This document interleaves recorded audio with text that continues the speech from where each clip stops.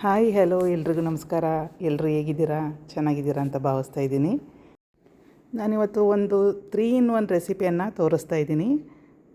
ಯಾವುದು 3-in-1 recipe ಅಂತ ಯೋಚನೆ ಮಾಡ್ತಾಯಿದ್ದೀರಾ? ಹುರುಳಿಕಾಳಿಂದ ಮಾಡ್ತಕ್ಕಂಥ ಒಂದು ಸ್ವೀಟು, ಹಾಗೆಯೇ ಸಾಂಬಾರು ಮತ್ತು ಸೈಡ್ಸಿಗೆ ಕಾಳು. ಮೊದಲಿಗೆ ನಾನಿಲ್ಲಿ ಒಂದು ಕುಕ್ಕರ್ಗೆ 2 ಕಪ್ಪಷ್ಟು ಹುರುಳಿಕಾಳನ್ನು ಆರಿಸಿಟ್ಕೊಂಡಿದ್ದೀನಿ. ಅದನ್ನು ಸೇರಿಸ್ಬಿಟ್ಟು ಒಂದು 3/4 ಕುಕ್ಕರ್ಗಿನ್ನ ಜಾಸ್ತಿ ನೀರನ್ನು ಸಹ ನಾನು ಅದಕ್ಕೆ ಹಾಕಿ ಸ್ಟವ್ ಮೇಲೆ ಇಟ್ಟಿದ್ದೀನಿ. ಈಗ ಲಿಡ್ಡನ್ನು ಕ್ಲೋಸ್ ಮಾಡಿಬಿಟ್ಟು ನಾವು ಒಂದು 2-3 ವಿಷಲ್ ಬರೋವರೆಗೂ ಮೀಡಿಯಮ್ ಫ್ಲೇಮಲ್ಲಿ ಅದನ್ನು ಬೇಯಿಸ್ಕೋಬೇಕು. ಈ ಕಡೆ ಸಾಂಬಾರಿಗೆ ರುಬ್ಕೊಳ್ಳೋದಕ್ಕೆ ನಾನು ಖಾರಕ್ಕೂ ಸಹ ರೆಡಿ ಮಾಡ್ತಾಯಿದ್ದೀನಿ. ಒಂದು ಬಾಣಲೆಗೆ 2 ಈರುಳ್ಳಿ ಹೆಚ್ಚಿಟ್ಕೊಂಡಿರೋದು, ಹಾಗೆಯೇ 2 ಬೆಳ್ಳುಳ್ಳಿ ಬಿಡಿಸಿಟ್ಕೊಂಡಿರೋದನ್ನು ಸೇರಿಸ್ತಾಯಿದ್ದೀನಿ. ನೋಡಿ, ಈಗ ಸೇರಿಸಾಗಿದೆ. ಅದಕ್ಕೀಗ 1.5 ಸ್ಪೂನಷ್ಟು ಜೀರಿಗೆಯನ್ನು ಸಹ ಹಾಕ್ತಾಯಿದ್ದೀನಿ. ನಂತರ ಅದನ್ನು ಹುರ್ಕೊಳ್ಳೋದಕ್ಕೆ ಒಂದು ಚಮಚದಷ್ಟು ಎಣ್ಣೆಯನ್ನು ಸಹ ಸೇರಿಸ್ಬಿಟ್ಟು ನಾವು ಹುರ್ಕೋಬೇಕು. ಹಾಗೆಯೇ ಫ್ರೆಂಡ್ಸ್, ಯಾರೆಲ್ಲ ನನ್ನ ಚಾನಲ್ ನೋಡ್ತಾ ಇದ್ದೀರಾ ಪ್ಲೀಸ್ ಸಬ್ಸ್ಕ್ರೈಬ್ ಮಾಡ್ಕೊಂಡು ನೋಡಿ. ಈಗ ಇದನ್ನು ಹುರಿಯೋದಕ್ಕೆ ಬಿಟ್ಬಿಟ್ಟು ನಾನು ಆ ಕಡೆ ಇಲ್ಲಿ ಒಗ್ಗರಣೆಗೆ 4 ಈರುಳ್ಳಿ, ಮೆಣಸಿನ್ಕಾಯಿ, ಕರಿಬೇವು ಹಾಗೆ ಸ್ವಲ್ಪ ಕಾಯಿ ತುರಿ ರೆಡಿ ಮಾಡಿದ್ದೀನಿ. ಈ ಖಾರಕ್ಕೆ ರುಬ್ಕೊಳ್ಳೋದಕ್ಕೆ ಒಂದು ನಿಂಬೆಹಣ್ಣಿನ ಗಾತ್ರದಷ್ಟು ಹುಣಸೆಹಣ್ಣನ್ನು ಸಹ ತೊಳ್ಕೊತಾ ಇದ್ದೀನಿ. ಅದನ್ನು ಈಗ ಮಿಕ್ಸಿ ಜಾರಿಗೆ ಸೇರಿಸ್ಕೊಳ್ಳೋಣ. ನಂತರ 1 ಸ್ಪೂನ್ ಸಾಂಬಾರು ಪುಡಿ, ಹಾಗೆಯೇ ಒಂದು 3 ಸ್ಪೂನಷ್ಟು ಖಾರದ ಪುಡಿಯನ್ನು ಸೇರಿಸ್ಕೊತಾ ಇದ್ದೀನಿ. ಸಾಂಬಾರು ಕ್ವಾಂಟಿಟಿ ಜಾಸ್ತಿ ಇರೋದ್ರಿಂದ ಜಾಸ್ತಿನೇ ಹಾಕ್ತಾಯಿದ್ದೀನಿ ನಾನು. ನಿಮಗೆ ಎಷ್ಟು ಬೇಕೋ ಅಷ್ಟನ್ನು ನೋಡಿ ಹಾಕ್ಕೊಳ್ಳಿ. ಅದಕ್ಕೆ ಒಂದು ಅರ್ಧ ಬಟ್ಲಷ್ಟು ಕಾಯಿ ತುರಿಯನ್ನು ಹಾಕ್ತಾಯಿದ್ದೀನಿ. ಇದಕ್ಕೆ ಈಗ ಒಂದು ಹಿಡಿಯಷ್ಟು ಕೊತ್ತಂಬರಿ ಸೊಪ್ಪನ್ನು ತೊಳೆದಿಟ್ಕೊಂಡಿದ್ದೆ, ಅದನ್ನು ಸಹ ಹಾಕ್ತಾಯಿದ್ದೀನಿ. ನಂತರ ಹುರಿದಿಟ್ಕೊಂಡಿದ್ವಲ್ಲ ಈರುಳ್ಳಿ, ಬೆಳ್ಳುಳ್ಳಿ ಎಲ್ಲ, ಅದನ್ನು ಸಹ ಸೇರಿಸಿದ್ದೀನಿ ನಾನು. ಈಗ ಅದಕ್ಕೆ ನೀರು ಸೇರಿಸ್ಕೊಂಬಿಟ್ಟು ನಾವು ರುಬ್ಕೋಬೇಕು. ಈಗ ನೋಡಿ, ನೀರು ಹಾಕ್ತಾಯಿದ್ದೀನಿ ನಾನು. ನೀರನ್ನು ನೋಡಿಬಿಟ್ಟು ಸೇರಿಸ್ಕೊಳ್ಳಿ. ಈಗ ರುಬ್ಕೊಂಬರೋಣ. ಈಗ ಸಾಂಬಾರಿಗೆ ಒಗ್ಗರಣೆಗೆ ರೆಡಿ ಮಾಡ್ಕೊಳ್ಳೋಣ. ಒಂದು ಪಾತ್ರೆಗೆ 1 ಸ್ಪೂನಷ್ಟು ಎಣ್ಣೆಯನ್ನು ಹಾಕ್ಬಿಟ್ಟು ಅದಕ್ಕೆ ಸ್ವಲ್ಪ ಸಾಸಿವೆ ಮತ್ತು ಜೀರಿಗೆಯನ್ನು ಸೇರಿಸ್ಕೋಬೇಕು.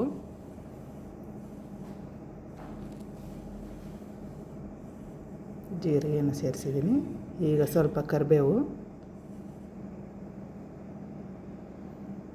ಮತ್ತು ರುಬ್ಕೊಂಡ್ವಲ್ಲ ಖಾರವನ್ನು, ಅದನ್ನು ಈಗ ಇದಕ್ಕೆ ಸೇರಿಸ್ತಾಯಿದ್ದೀನಿ. ಇದನ್ನು ಸ್ವಲ್ಪ ತೊಳೆದ್ಬಿಟ್ಟು ಸಹ ನಾವು ಸೇರಿಸ್ಕೋಬೋದು.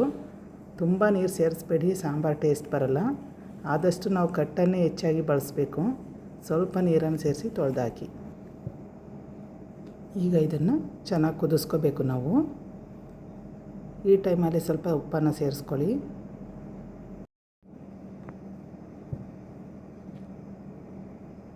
ಇದು ಚೆನ್ನಾಗಿ ಕುದಿಬೇಕು.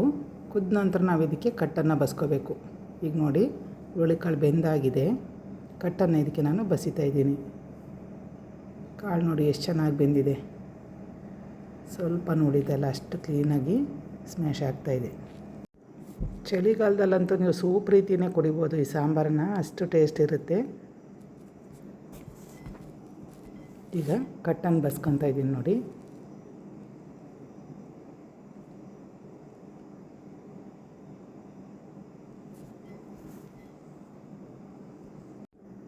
ಈ ರೀತಿಯಾಗಿ ಮಿಕ್ಸ್ ಮಾಡಿ ಇದನ್ನು ಕುದಿಲಿಕ್ಕೆ ಇಟ್ಕೋಬೇಕು. ಈ ಟೈಮಲ್ಲಿ ಉಪ್ಪನ್ನು ನೋಡಿಬಿಟ್ಟು ಸೇರಿಸ್ಕೊತಾ ಇದ್ದೀನಿ. ಆನಂತರ ಸ್ವಲ್ಪ ಬೆಲ್ಲವನ್ನು ಸಹ ನಾನು ಅದಕ್ಕೆ ಹಾಕ್ತಾಯಿದ್ದೀನಿ. ಸಾಂಬಾರು ಕುದಿಯೋಷ್ಟರೊಳಗೆ ನಾವು ಸ್ವೀಟಿಗೆ ರೆಡಿ ಮಾಡ್ಕೊಳ್ಳೋಣ. ನಾನಿಲ್ಲೊಂದು ಜಾರ್ಗೆ 1 ಬೌಲಷ್ಟು ಬೆಲ್ಲ, ಹಾಗೆಯೇ ಒಂದು ಅರ್ಧ ಬಟ್ಲಷ್ಟು ಕಾಯಿ ತುರಿಯನ್ನು ಹಾಕ್ಕೊಂಡಿದ್ದೀನಿ. ಹಾಗೆಯೇ 2 ಏಲಕ್ಕಿನೂ ಸಹ ನಾನು ಅದಕ್ಕೆ ಸೇರಿಸ್ಕೊಂಡಿದ್ದೀನಿ. ಈಗ ಅದಕ್ಕೆ ಬೇಯಿಸಿಟ್ಕೊಂಡಿರೋ ಸ್ವಲ್ಪ ಹುರುಳಿಕಾಳನ್ನು ಸೇರಿಸ್ಕೊಂಬಿಟ್ಟು ರುಬ್ಕೋಬೇಕು. ಕಾಳು ಬೇಯಿಸ್ಕೊಂಡಿರೋ ರಸ ಬೇಕಾದರೆ ಸ್ವಲ್ಪ ಸೇರಿಸ್ಕೊಂಬಿಟ್ಟು ನೀವು ರುಬ್ಕೋಬೋದು. ನೋಡಿ, ಈಗ ಇದನ್ನು ರುಬ್ಕೊಂಬರೋಣ.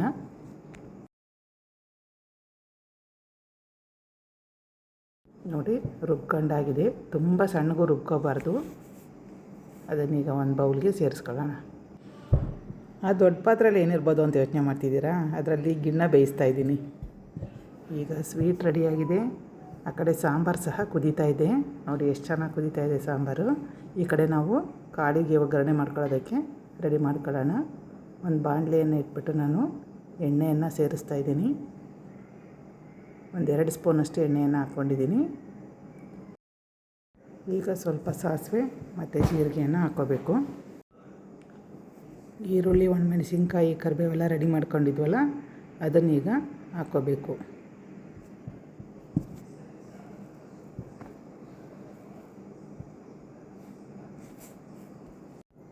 ಅದಕ್ಕೆ ಸ್ವಲ್ಪ ಉಪ್ಪನ್ನು ಸೇರಿಸ್ಬಿಟ್ಟು ನಾವು ಅದನ್ನು ಬೇಯಿಸ್ಕೋಬೇಕು, ಒಗ್ಗರಣೆಯನ್ನು.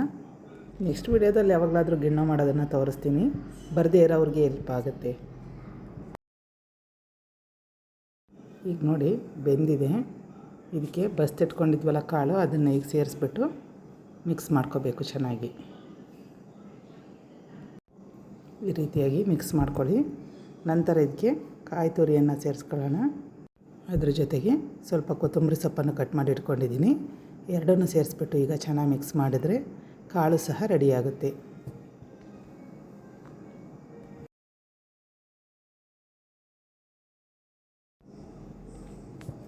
ನೋಡಿ ಈಗ ಕಾಳು ಸಹ ರೆಡಿ ಆಯಿತು.